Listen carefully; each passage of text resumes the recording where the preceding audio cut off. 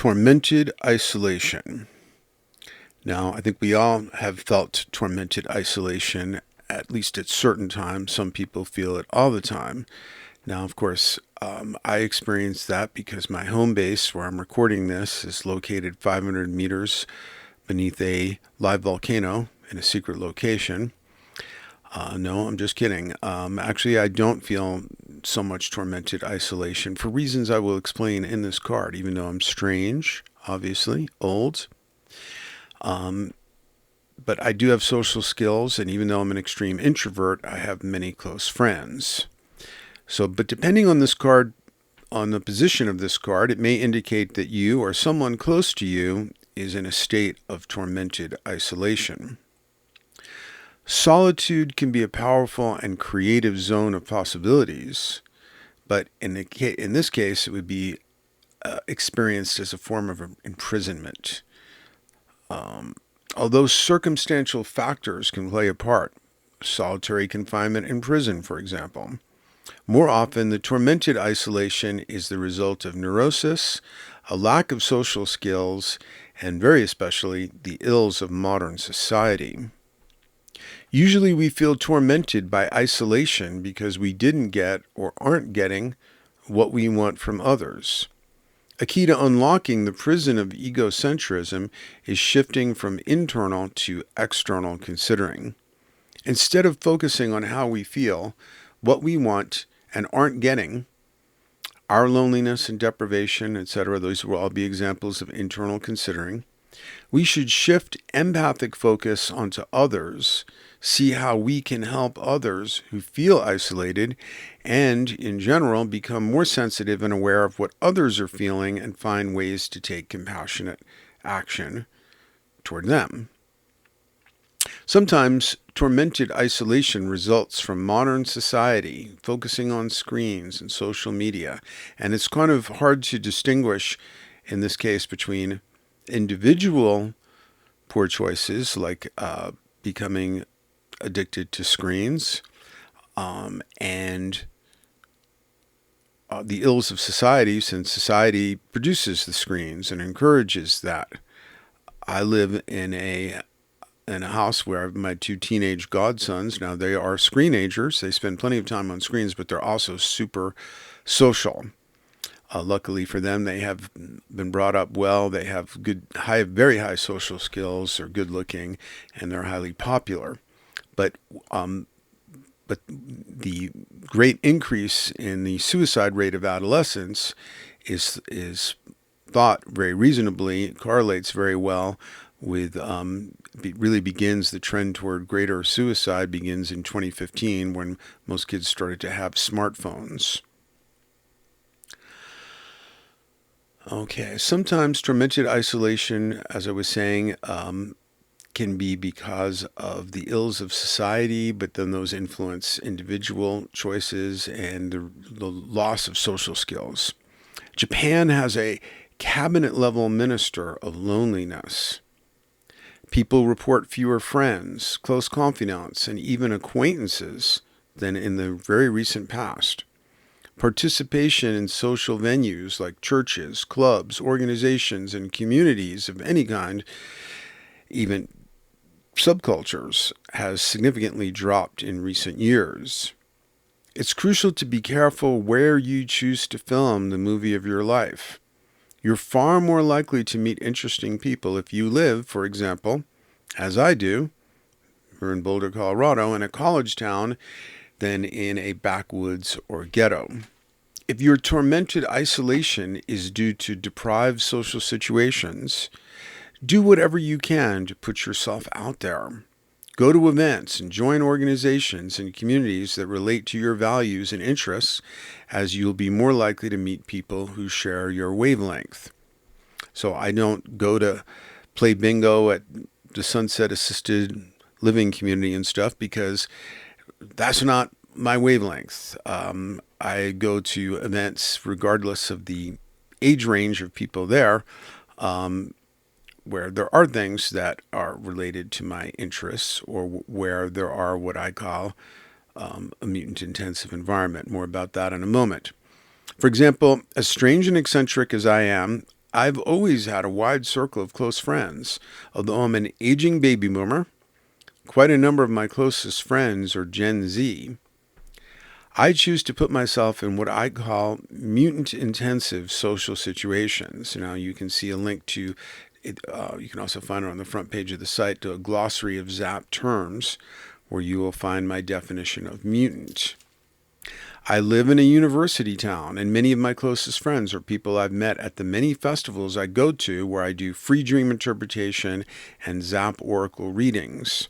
My emphasis at festivals is on service and mentoring. That's my social emphasis in general. So it's not on my social neediness or making romantic overtures. I do not ever hit on anyone, for example, at any point in my life. Um, you know, it, some people go to festivals where they're looking for their special festival hottie, and they often end up miserable at the end because they didn't find them. But I give talks on festival culture sometimes, like at the Sonic Bloom Festival a couple of years ago, and I said, to paraphrase John F. Kennedy, ask not what the festival can do for you, ask what you can do for the festival. So if you're focused on helping out somewhere, you're more likely to have positive social situations than if you're like a kind of hungry ghost looking for your special hottie. Ongoing friendships arise organically from the far, far greater number of people who approach me for oracle readings and dream interpretation. I don't go out desperately seeking friends or romantic partners. I mostly let people approach me out of common interests. Some have approached me just from being followers of the website and the oracle. I choose friends who share my commitment to consciousness and light up in the green zone on the spectrum of malevolence to benevolence. The more unusual you are and the stronger your commitment to consciousness, the smaller your appropriate demographic of close allies will be, since most people don't have a high commitment to consciousness, obviously. And it doesn't mean that the two persons have to be at the same level of consciousness. What matters much more is the commitment to it. So somebody, if you're older, then maybe, there's somebody who's younger and it takes a while to your level of consciousness. If you have a commitment to it, will keep growing. We're not going to be at the same level, but then I can be in the role of the mentor teacher role I like to be in. Everybody in my family was a teacher.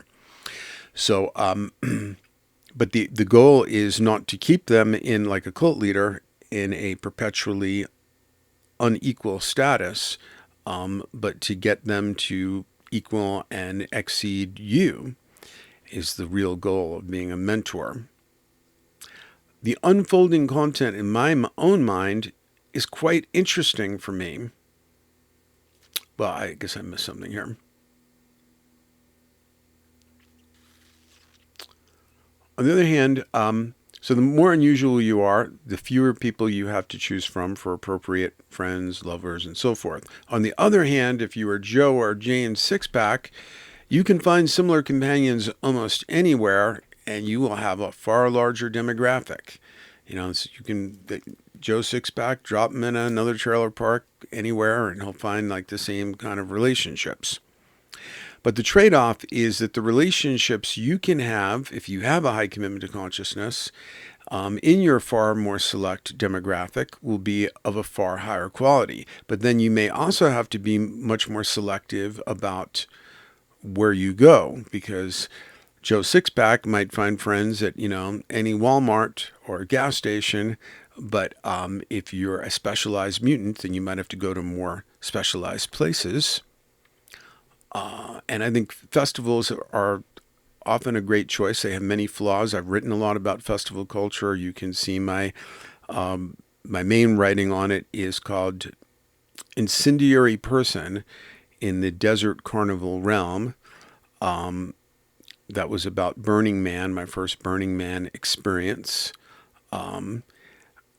I'm not going to Burning Man this year. However, I'm a little bit burned out on Burning Man. The conditions are difficult with the heat is getting worse there.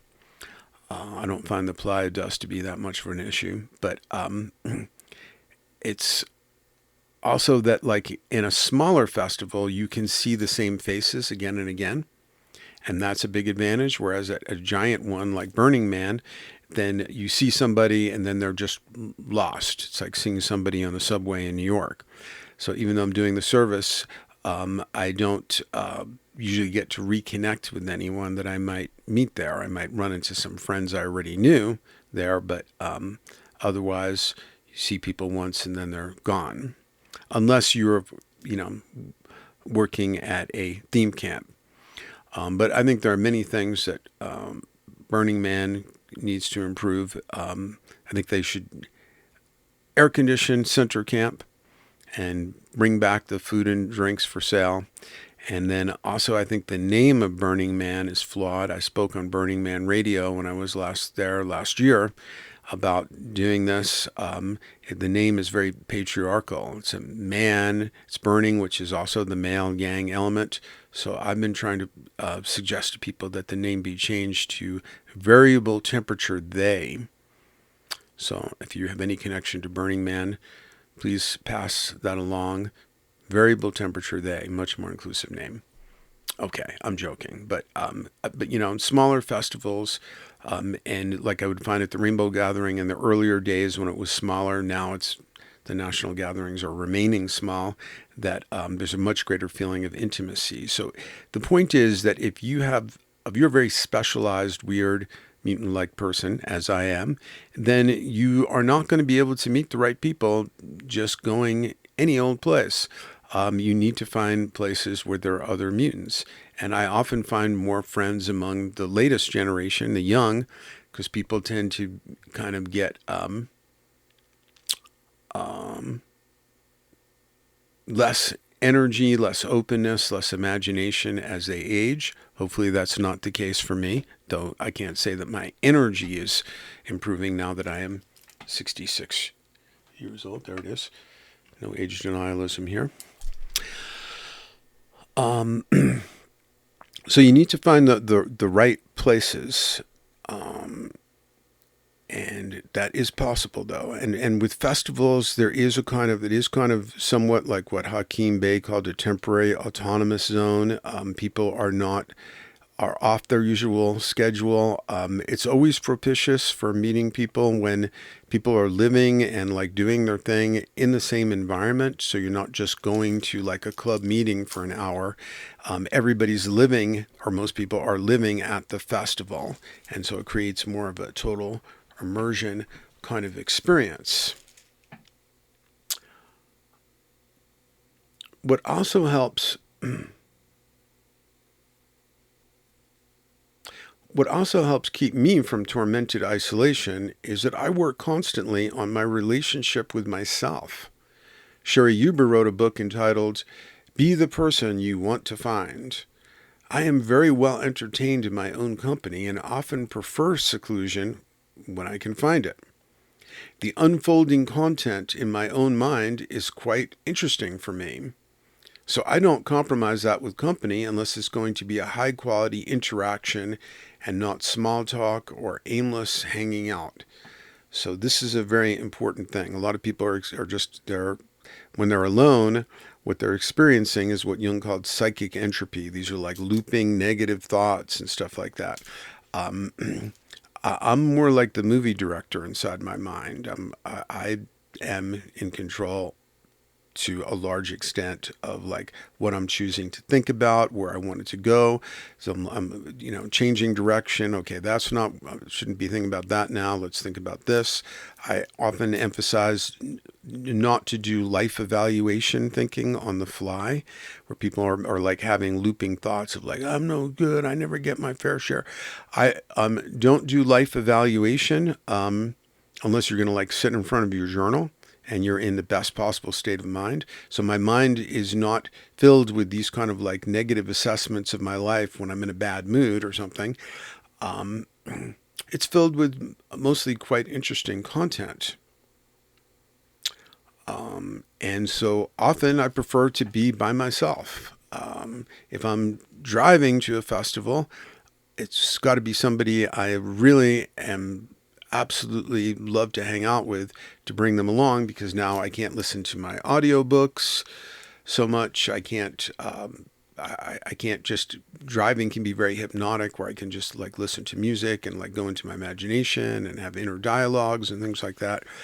For somebody else to be in a captive situation, like when you're driving in a car with someone, I don't mean that I've taken anybody captive or that they've taken me, but where you're going to be going on a road trip with someone or something like that, now you got to really be super selective.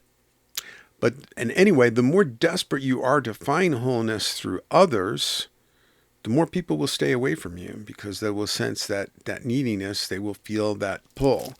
And this is something that a lot of people are addicted to. They have to be around people. And when in the field of positive psychology, where they look into what makes people happy, like Nathan Seligman is a major figure, they find that people, even people who say they prefer solitude, are happier when in company, because now they're relieved of that psychic entropy, and they can have somebody else to talk to instead of hearing the talk in their own mind. I don't have that problem, as I mentioned, and you don't need to have it either if you keep working on yourself.